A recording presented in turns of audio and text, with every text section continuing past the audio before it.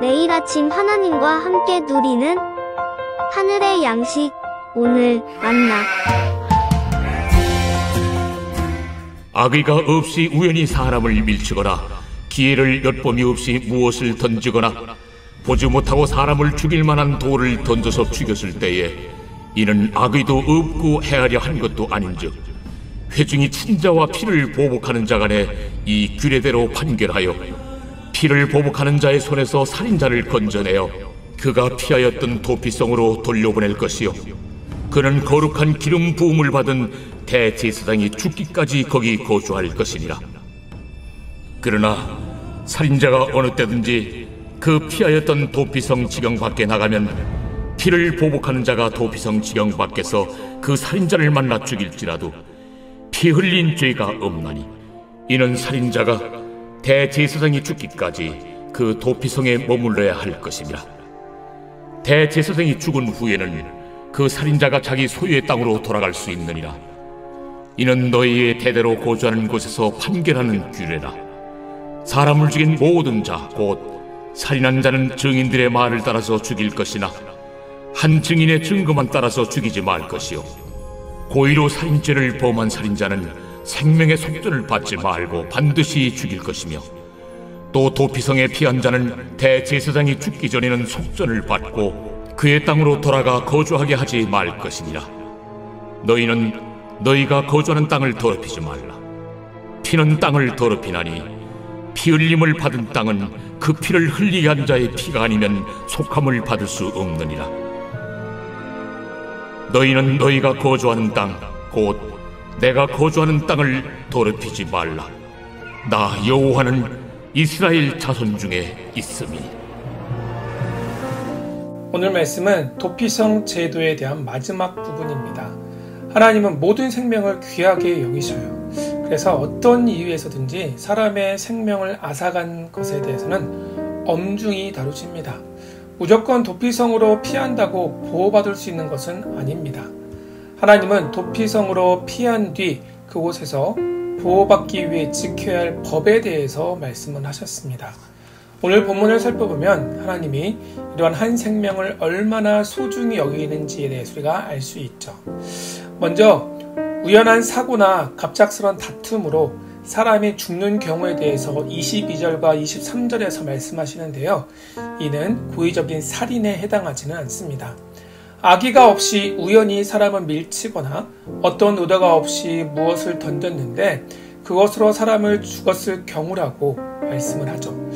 이와 비슷한 케이스가 신명기에도 나오는데요.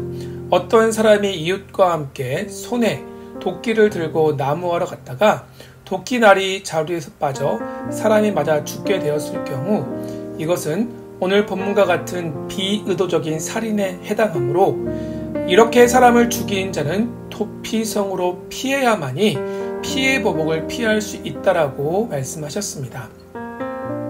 하지만 고의적이든 비고의적이든 간에 사람을 죽인 자는 그에 맞는 판결을 받아야 합니다. 고의적으로 살인을 저지른 사람은 앞서 살펴본 16절에서 22절의 말씀대로 사형을 당하지만 비고의적으로 살인을 저지른 자는 도피성으로 피하면 도피성의 장로들이 그 사람이 도피성에 들어가 목숨을 보존할 만한 사유에 해당하는지를 24절의 말씀대로 이스라엘 백성을 대표로 하는 회중 앞에서 모여 함께 재판을 합니다. 그 재판에는 살인자와 피해 보복자 그리고 회중이 함께 참석하게 되는데 그 죄의 여부를 가리는 과정이죠. 이 재판에서 비고의적 살인에 해당하면 그 사람은 도피성 안에 머물러 생명을 보존할 수 있습니다. 비고의적 살인이 증명되어서 도피성 안에 머물게 된 사람은 목숨을 보존하게 될 수 있는 조건은 바로 무엇이냐면 도피성 밖으로 나가지 않는 것입니다.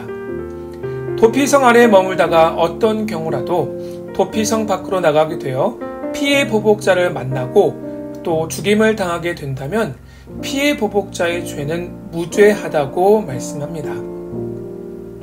그러므로 비고의적 살인을 저지른 자가 도피성 안에 들어간다는 것은 목숨을 보존한다는 의미도 있겠지만 대제사장이 죽기까지 그 도피성 안에 머물러야만 하는 격리의 의미도 있습니다.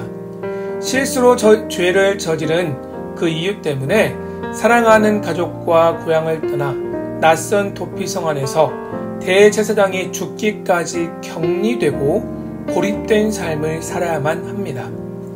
그러므로 도피성 안으로 들어가는 것은 대제사장이 죽기까지 자신의 집으로 돌아갈 수 없고 도피성 밖으로 나갈 수 없기 때문에 감옥에 유배당하는 것과 비슷한 모양입니다. 29절에서 34절의 말씀은 19절부터 나오는 고의적 살인과 비의도적 살인에 대한 결론입니다. 고의적 살인과 비의도적 살인에 대한 처벌 규정은 이스라엘이 대대로 거주할 가나안 땅에서 마땅히 지켜야 할 규례라고 말씀합니다. 또한 율법은 모든 살인에 대한 속전을 허용하지 않습니다. 고의적 살인을 저지른 자는 돈으로 그 문제를 해결할 수 없고 오직 생명으로 값을 치러야 했으며 비의도적 살인에 판명되어 도피성에 머무르게 된 사람의 값은 기름 부음을 받은 대제사장이 죽은 뒤에야 오직 대제사장의 죽음을 통해서만 값을 치를 수 있고 그때서야 그 사람은 살인죄에 속량되어 도피성을 떠나 가족과 고향으로 돌아갈 수 있습니다. 본문의 도피성과 관련된 말씀은 우리에게 두 가지를 가르쳐 주는데요. 먼저 오직 예수 그리스도만이 우리의 죄를 속량하십니다. 본문에서 도피성으로 들어간 사람이 살인죄에서 자유로워지는 유일한 길은 바로 대제사장의 죽음뿐입니다. 다른 죄는 속전을 통해서 일정량의 돈을 지불하면 죄값을 용서받을 수 있지만 도피성에 들어간 사람이 죄의 짐에서 벗어날 수 있는 유일한 방법은 대제사장의 죽음뿐입니다. 바로 이 대제사장의 죽음은 우리의 영원한 대제사장이신 예수 그리스도를 예표합니다. 죄와 사망의 권세 아래 있던 우리가 자유케 되는 유일한 방법은 오직 예수님의 십자가 대속적 죽음을 통해서만 가능합니다. 우리의 모든 죄짐을 지신 예수 그리스도, 세상의 모든 죄를 지신 하나님의 어린 양이신 예수님만이 우리를 죄에서 자유케 하신 줄 믿습니다. 바로 이 예수님께서 저와 여러분을 구원하시고 우리에게 영원한 생명을 주셨을 뿐 아니라 우리를 자유케 하신 줄 믿으시기를 바랍니다. 두 번째 도피성은 죄를 감추거나 회피하는 자리가 아니라 오히려 죄를 더욱더 선명하게 인식하고 죄의 결과로 인해 아파하고 괴로워하는 자리입니다. 우리가 죄인이라는 사실을 인식하고 우리의 모든 죄를 대속하신 예수님의 십자가 앞으로 나아가야 합니다. 우리는 십자가를 통해서 죄 사함을 받았지만 동시에 십자가 앞에 나아갈 때 우리의 연약함과 죄를 직면할 수 있습니다. 십자가 앞에 머물 때 우리의 죄를 깨닫고 다시금 우리를 새롭게 하시고 정결케 하시는 하나님의 은혜와 사랑, 예수님의 십자가의 보혈의 공로를 의지할 수 있습니다. 그러므로 사랑하는 여러분, 우리의 죄에서 우리를 자유케 하시고 우리에게 영원한 생명을 허락하신 분은 오직 예수 그리스도라는 사실을 기억합시다. 그렇다면 이 믿음으로 예수님의 보혈의 공로를 힘입어 십자가 앞으로 더욱더 가까이 나아갈 수 있기를 소망합니다. 십자가 앞에 머물고 십자가를 깊이 묵상할 때 아들을 내어주기까지 우리를 사랑하시는 하나님 아버지의 그 사랑과 우리를 사랑하시되 끝까지 사랑하시는 성자 예수님의 사랑, 우리와 영원토록 동행하시는 성령 하나님의 사랑을 깊이 누릴 수 있습니다. 이 은혜와 사랑을 우리의 삶의 자리에서 오늘도 풍성하게 누릴 수 있기를, 또 그 사랑을 전하는 우리 모두의 삶이 될 수 있기를 주님의 이름으로 축원합니다.